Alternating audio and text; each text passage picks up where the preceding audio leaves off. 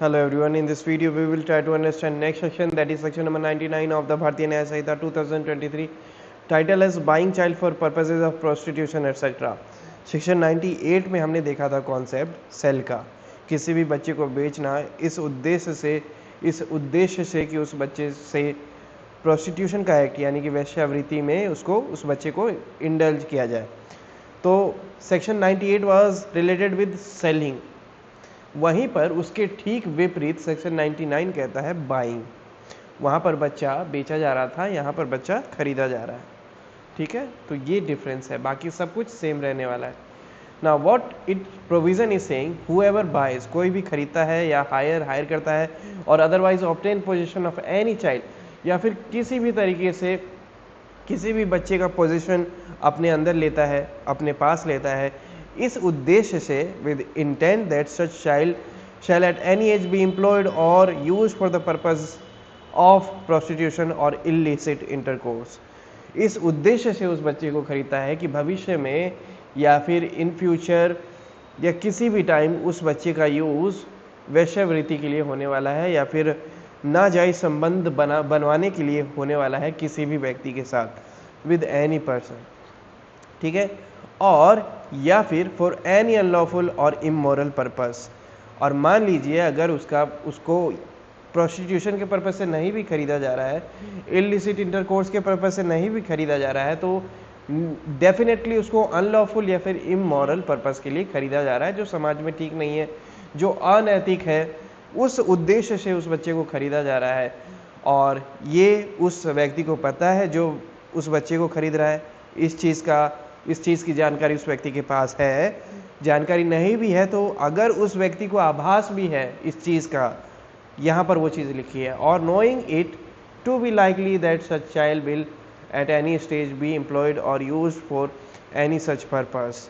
तो अगर मान लीजिए उसको इंटेंशन उसकी नहीं है, लेकिन अगर उसको ज़रा सा भी आभास है तो भी उसको पनिशमेंट मिलेगी इस सेक्शन के अकॉर्डिंग। कितनी पनिशमेंट मिलेगी? Shall be punished with imprisonment of either discretion for a term which shall not be less than 7 years but which may extend to 14 years and shall also be liable to fine। तो minimum 7 years की imprisonment तो है ही उसके लिए, जो कि जा सकती है 14 years तक। तो अप टू 14 years प्लस में उसको फाइन भी पे करना पड़ेगा जो कोर्ट उस पर इम्पोज करेगी। तो या तो फर्स्ट इन दोनों के बीच में पनिशमेंट मिलेगी, ठीक है, मिनिमम 7 और मैक्सिमम 14 ईयर्स, प्लस में उसको फाइन भी पे करना पड़ेगा। ठीक है, this is what it's provision is saying कि कोई भी व्यक्ति अगर किसी भी बच्चे को खरीदता है या फिर हायर करता है या फिर उसकी कस्टडी अपने पास लेता है इस उद्देश्य से कि उस बच्चे को भविष्य में प्रोस्टिट्यूशन वेश्यावृत्ति के पर्पज से या फिर उसके नाजायज संबंध बनवाने के उद्देश्य से उसको लिया जा रहा है, उस बच्चे को किसी भी व्यक्ति के साथ, किसी भी ऐसे व्यक्ति के साथ जिसका उस बच्चे से कोई लेना देना नहीं है। और मान लीजिए अगर प्रोस्टिट्यूशन के लिए नहीं भी यूज़ किया जा रहा है तो एक ऐसे एक्ट के लिए, एक ऐसे पर्पज़ के लिए यूज़ किया जा रहा है जो समाज में कहीं से भी जायज़ नहीं है, जो कानूनी रूप से भी गलत है और ऐसे नैतिक रूप से भी गलत है, इमोरल है। और इस चीज़ की जानकारी उस व्यक्ति को है जो उस बच्चे को खरीद रहा है, और जानकारी नहीं भी है तो अगर उसको इस चीज़ का आभास है तो इस दोनों ही परिस्थिति में वो उतना ही सेम लेवल का लायबल माना जाएगा। और पनिशमेंट उसको 7 साल मिनिमम मिल सकती है, मैक्सिमम उसको 14 साल की इम्प्रिजनमेंट मिल सकती है, प्लस में उसको फाइन भी पे करना पड़ेगा। Now what it explanation 1 is saying any prostitute, और ये सेम दोनों एक्सप्लेनेशन सेक्शन 98 में भी थे जो मैंने काफ़ी डिटेल में समझाया था, आप उसको भी देख सकते हैं। रिवाइज करवा देता हूँ। What explanation 1 is trying to say any prostitute और एनी पर्सन कीपिंग और मैनेजिंग अ ब्रोथल, कोई भी वैश्या है या फिर कोई भी ऐसा व्यक्ति है जो एक कोठे को मैनेज करता है, ऑपरेट करता है, और वो वैसा व्यक्ति अगर किसी बच्चे को खरीदता है या फिर उसको हायर करता है या फिर उसकी पोजीशन लेता है, उसकी कस्टडी लेता है, वैसे बच्चे जिसकी एज 18 साल से कम है, तो वैसी परिस्थिति में ये मान लिया जाएगा कि उस व्यक्ति ने उस बच्चे को प्रोस्टिट्यूशन के पर्पज से ही परचेज किया है। उस व्यक्ति ने उस बच्चे को इस उद्देश्य से उसको परचेज किया है कि उसको प्रोस्टिट्यूशन वाले एक्ट में इंडल्ज किया जाए। हाँ, ये तब तक एज्यूम किया जाएगा जब तक वो व्यक्ति इसका कॉन्ट्राडिक्शन प्रूफ ना कर दे, यानी कि इसके विपरीत प्रूफ ना कर दे। ठीक है, यहाँ पे लिखा है ना until the contrary is prove, कि जब तक इसका कॉन्ट्रेरी प्रूफ नहीं हो जाता तब तक ये एज्यूम कर लिया जाएगा कि कोई भी ऐसा व्यक्ति है जो ऑलरेडी वैश्या है या फिर कोठे को मैनेज या ऑपरेट करता है, और वैसा कोई व्यक्ति अगर किसी बच्चे को खरीदता है जो 18 साल से कम का है, उम्र का है या उम्र की है, तो वैसी परिस्थिति में ये मान लिया जाएगा कि उसने उस बच्चे को इसलिए खरीदा है कि उसको प्रोस्टिट्यूशन वाले एक्ट में इंडल्ज किया जाए। अगर ये इसके विपरीत वो व्यक्ति जिसने भी परचेज किया है कि वो प्रूफ कर देता है कि नहीं मेरी ये इंटेंशन नहीं थी, मेरी बोनाफाइड इंटेंशन थी, मेरी उचित इंटेंशन थी, मेरी सही इंटेंशन थी, तब तो अलग बात है। लेकिन अगर वो प्रूफ नहीं कर पाता है तो ये एज्यूम कर लिया जाएगा।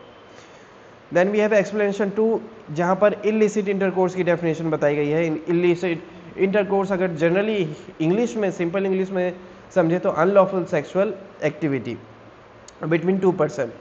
वहीं पर एक्सप्लेनेशन 2 जब देखेंगे, यहाँ पर क्या कह रहा है, इलिसिट इंटरकोर्स की वही डेफिनेशन है जो सेक्शन 98 में दी गई है। सेक्शन 98 का एक्सप्लेनेशन 2 देखिए, यहाँ पे इलिसिट इंटरकोर्स की डेफिनेशन दी गई है। इलिसिट इंटरकोर्स की डेफिनेशन सेक्शन 98 में क्या दी गई है कि कोई भी ऐसे व्यक्ति जिनकी शादी नहीं हो रखी है आपस में, या फिर जिन्होंने खुद के पर्सनल लॉ या कस्टम को फॉलो भी नहीं कर रखा है, वैसी परिस्थिति में वो सेक्सुअल रिलेशनशिप बिल्टअप करते हैं एक दूसरे के साथ, तो वो इलिसिट इंटरकोर्स होगा। स्टिल आपको ज़्यादा अच्छे से समझना है तो सेक्शन 98 को पढ़ाते टाइम मैंने काफ़ी उसको अच्छे से समझाया, आप उसको देख सकते हैं। मोटा मोटा ये था, अगर आपने वो देखा होगा तो ये आपको ईजिली आप इसको कैच कर पाएंगे। तो ये था सेक्शन 99। सेक्शन 98 बात करता है सेल करने की और सेक्शन 99 बात करता है परचेज करने की। सारे सब कुछ सेम लैंग्वेज है। ठीक है, अब इसको रीड आउट करके इसको क्लोजर दे देते हैं। What section 99 is trying to say, buying child for purposes of prostitution, etc. Whoever buys, hires, or otherwise obtains possession of any child with intent that such a child shall at any age be employed or used for the purpose of prostitution or illicit intercourse with any person, or for any unlawful and immoral purpose, or knowing it to be likely that such child will at any age be employed or used for any such purpose, shall be punished with imprisonment of either description for a term which shall not be less than 7 years, but which may extend to 14 years, and shall also be liable to fine. Then we have explanation 1. Any prostitute or any person keeping or managing a brothel who buys, hires, or otherwise obtains possession of a female under the age of 18 years shall, until the contrary is proved, be presumed to have obtained possession of such female with the intent that she shall be used for the purpose of prostitution. Then we have explanation 2. Illicit intercourse has the same meaning as in section 98. And with this we have successfully completed section 99 of the भारतीय न्याय संहिता। इसी के साथ chapter 5 जो है हमारा, वो हमारा एंड हो जाता है। चैप्टर 6 स्टार्ट होता है with the title of offenses affecting the human body, that we will discuss in our next video. Up till then, have a good time. कोई डाउट हो, you can drop a comment and I will give my best to answer that question. Have a good time. Bye bye. Thank you.